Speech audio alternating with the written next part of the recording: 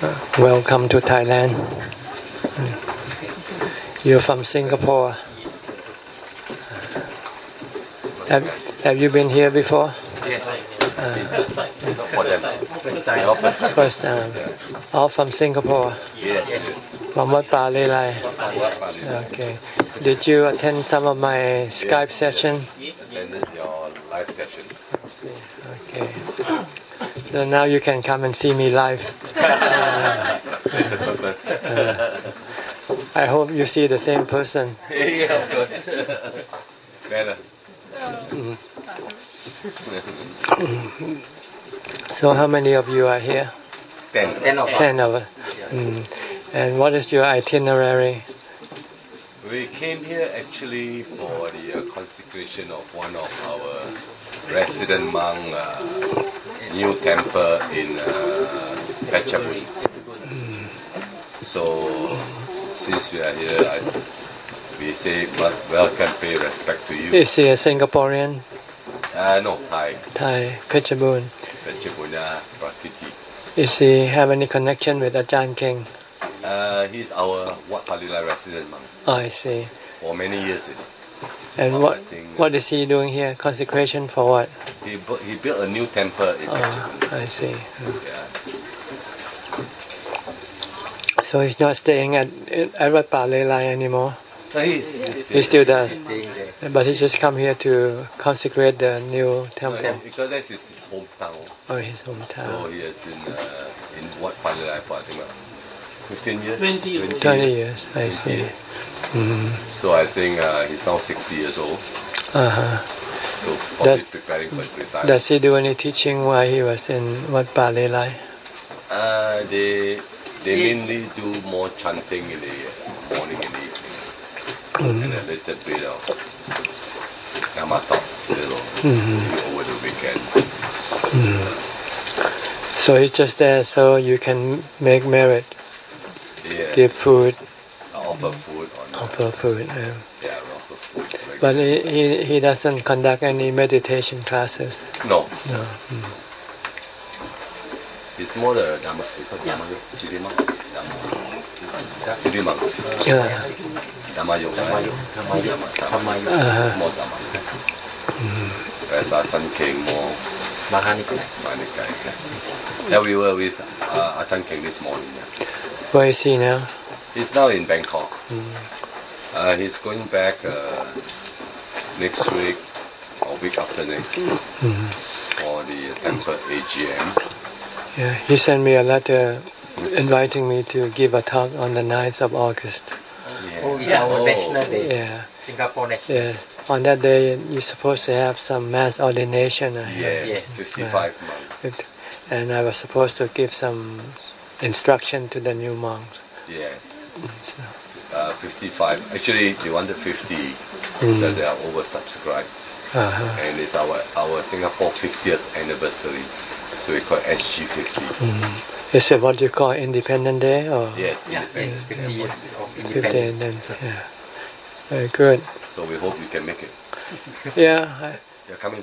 Not going there, but by Skype. We're hoping that you can make it. Because they are having overnight chanting. Because as far as I'm concerned, either going there by myself or going through Skype is the same thing. Yeah. It's a lot easier for me because I don't have to do all the paperwork, passport, visa. It's a lot of hassle for me. I see. Or just to go there for a few days and come back, So it's a lot easier just to go by Skype. Well, I mean, seeing in person, of course, it's a different. It's just your feeling. That's all. You're used to the physical contact. So when you cannot get this physical contact, you feel you're far apart. But you should look at the essence of our contact. It is the Dhamma that we are concerned with, right? The Buddha said, even if you sit next to him, but if your mind never think of the Dhamma, you're so far away from him. True. But if you are very far away from him, but your mind always think of the Dhamma, you are close to him. So close or far is not the distance, the physical distance, but your thought toward the Dhamma. If your mind constantly thinking of the Dhamma, you are very close to the Buddha. And any time that you're not thinking of the Dhamma, then you are so far, very far away from the Buddha. So it's a practice at the bottom line. The study and the practice. Like first you have to study to know the proper way of practice. Once you know the proper way, then you can practice correctly. And if you practice correctly, then you will achieve result very easily. So this is the three structured nature of Buddhism. First study, second practice, third achieve the result, attainment. But the toughest is number 3. The toughest is number 1 and 2. Number 1 and 2. Yeah, because the third one comes after the first and 2. See. After you achieve. Yeah. After you try. The hardest is probably the second one, but the second one needs the first one to show the right direction. Like if you want to travel to a place you don't know, you must first study the map, right?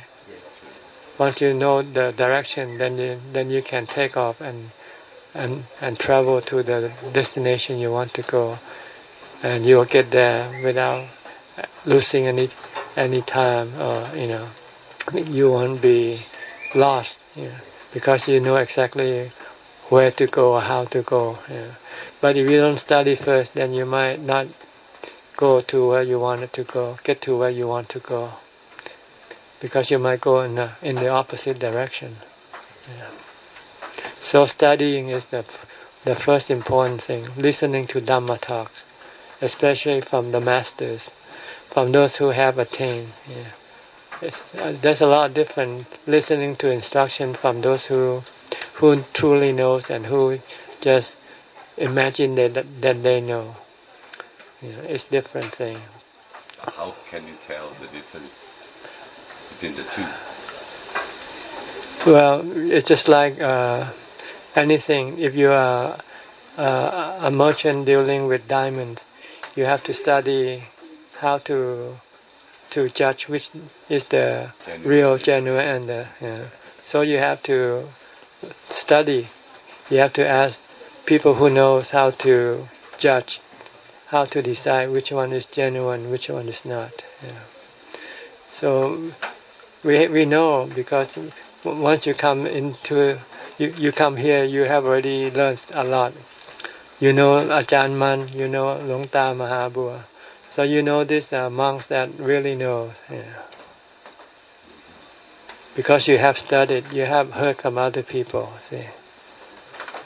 So if you don't know, then you have to study or ask advice from those who know. And to really know that they really know, you have to practice. If their instruction can provide you with the result that you want to get, then you know that they really know. Because if they don't know, then they will not be able to instruct you to practice to get the result that you want to get. So this is one way to prove that the one who teaches you know what he's talking about. You have to practice following his instruction. And after you have realized the result from his instruction, from your practice, then you know that this person really knows. It's like someone tell you how to get to a certain place. If he hasn't been there before, he might not be able to tell you exactly the right direction. But if he's been there before, he can tell you exactly the right direction. So when you listen to someone who hasn't been there before, you might not get to where you want to go. So you know this person doesn't know what he's talking about. But the person who already been there, and he can tell you exactly how to get there, and you could get there by following his instruction, then you know that he must be there before. So this is another way to prove, like all the the noble disciple have proved that the Buddha truly became enlightened, because they use his instruction to guide them to become enlightened. Then they know that the Buddha must have been truly enlightened. If he is not truly enlightened, he will not be able to guide them to become enlightened. So you need to prove it by your practice. Then you will know that this teacher of you knows that he has become enlightened, because by following his instruction you can also become enlightened. So now it's your turn. You have to start. You already study. Now you have to practice to see if what I say is what it should be or not. But if you don't become enlightened, you might not be able to blame me. You might have to blame yourself. You might not practice correctly, or you might not practice hard enough to achieve the result. Through meditation. Of course, meditation, vipassana, samatha, and vipassana bhavana. That's the core of the practice, with the support of dana and sila. Precept. Dana is to give up your possession, not just 10%, 100%.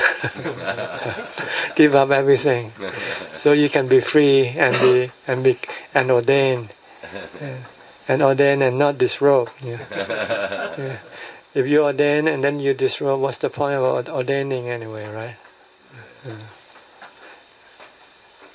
It becomes a ritual instead of being something practical.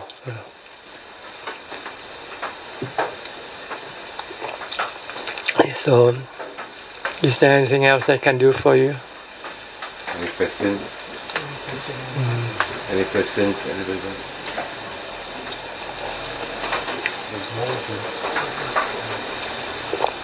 But when a person has been meditating for a long time, after a while, say that they stop due to work concern, then when they come back, it takes a long time to restart.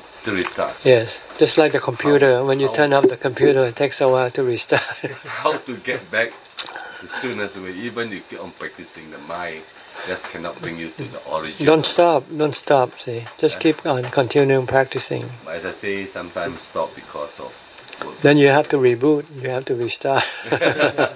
Like the computer, you don't turn it off, right? You turn it on all day long. Because if you turn it off, when you want to use it, you don't have to wait for it to restart. It's the same way. So try not to stop practicing. Try to weigh the importance of practicing than any other thing. Give priority to your practice. Everything else come and go, just tell yourself. And they don't really give you the benefit that you should get from, like you would get from the benefit from practice. Yeah, but you try your best to get back to where you started before, and before you switch off your computer, then you restart. It's so difficult to get back to what you were. I know. How you get into, although you try to practice more often, but the mind is pulling you back. You have to restart, that's all. There's nothing else you can do. Nothing they can. Yeah. Like if you used to run every day, then you stop running for 1 year and you come back and start running again, you won't be able to run the same distance that you did when you stopped. See, you have to start from the beginning again. So you can start from the very beginning. Yeah, that's a fact of life. Yeah. So that's why once you start, don't stop. See. But the mind always comes and disturb you. Because you're not strong enough. That's why we try to practice more. Yeah. If you have enough Dhamma, then nothing can stop you. See, what's stopping you is your own delusion. You still think other thing is more important than the Dhamma. See? But if you practice and achieve some of the result from the Dhamma practice, then you will know that nothing is more important than the Dhamma practice. Because nothing can give you the result that you can get from the Dhamma practice. The Buddha said the happiness arises from Dhamma practice far exceed any kind of happiness in this world. So you can give up everything. Like the Buddha, he gave up his princely life because he once experienced this result of the Dhamma practice that he had achieved in previous life. That is, his mind became samadhi when he was left alone. And he knew that there is nothing like this in this world. So this is what enticed him to leave the palace and take up the robe. Plus the fact that he knows that he's gonna get old, get sick, and die. These are some of the things that will prevent you from stop practicing Dhamma. Once you start think of the future, that you're gonna get older, you're gonna get sick, and you will die. And the only thing that will help you is the Dhamma practice.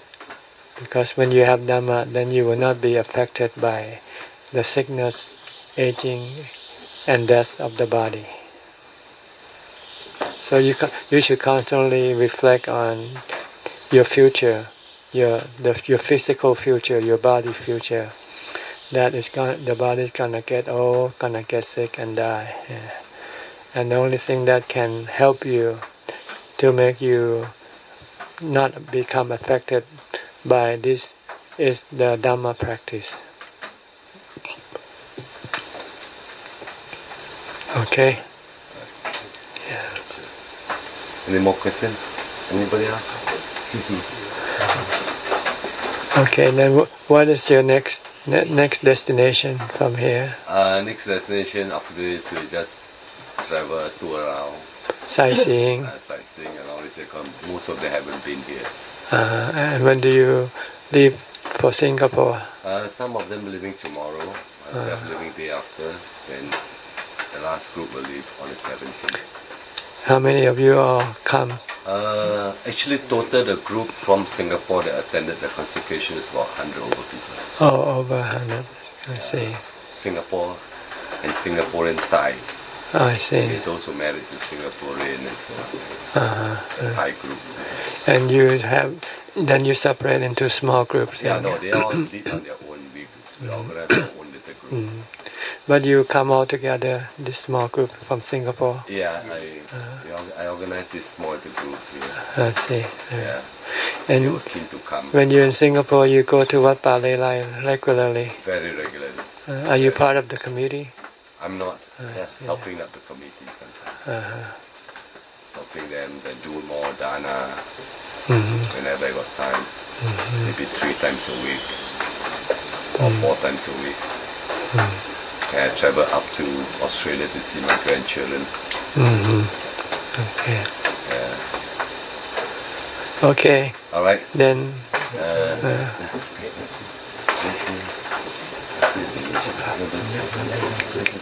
May you advance in your Dhamma practice. Okay. And maybe become enlightened one day soon. Yeah, just put it there. Thank you. Just keep on practicing and you will get there soon. Okay. Sadhu, sadhu, sadhu. All right. You have my Dhamma books in English in Singapore. Oh yes, okay. yes. All 3 of them. Okay. Anna brought it. Okay. Yeah. Anna is back here, right? She is staying here now in this temple. Right? Yes, her husband is staying up here. Yeah. And she stayed down in the temple below. Oh, she's below. Yeah, because there's no accommodation for ladies up here. Yes, Up here is for monks and male. I see. So we really look forward that one day you will appear physically in Singapore. Wat Palelai. Why? We really hope to see you there. What's the difference? Seeing me here or there? Well, maybe you give more encouragement and more, because of your popularity in the Dhamma talk. A lot of people attend the talk, you can see. Okay. So we hope you can encourage. Maybe one day, who knows? You can encourage more Singaporeans coming together. Yeah, okay. Practice the Dhamma. All right. All right. Okay. All right, So good. we shall leave you. All right, Thank you very okay. much. Sadhu, sadhu, sadhu. Have a good trip. Safe trip home. Sadhu. Okay.